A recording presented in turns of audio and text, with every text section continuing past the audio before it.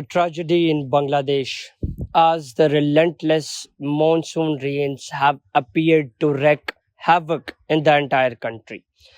Devastating infrastructure, displaced lives, 51 deaths, millions living under the governmental shelters.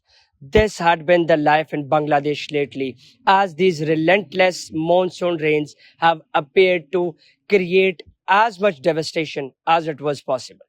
The main reasons of these monsoon rain at the first place was the vulnerable climate change and then a depression over Bay of Bengal, where the national forecast of Bangladesh had already predicted these monsoon rains, and over the period of 1 week, it had intensified to a point where the water could potentially get to the knee level. Due to these unprecedented flash floods, the worst hit areas mainly included the Cox's Bazar, Kamila, Feni, and places like Bandarban.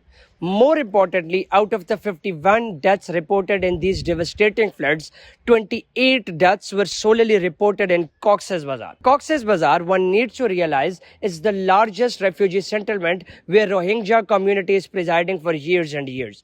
And now, when this unprecedented flash flood hit the area, it had left 28 people died at the point. In this particular regard, all the examinations have been postponed temporarily in Bangladesh, and all the misplaced, rather displaced families have been taken into the state custody or into the protection where governmental shelters had been established. Moreover, the neighboring countries had already sympathized and had promised to stand steadfast with Bangladesh in these times of havoc. More importantly, the government of Pakistan had also sympathized, rather empathized with his brotherly country, Bangladesh, in these moments of crisis.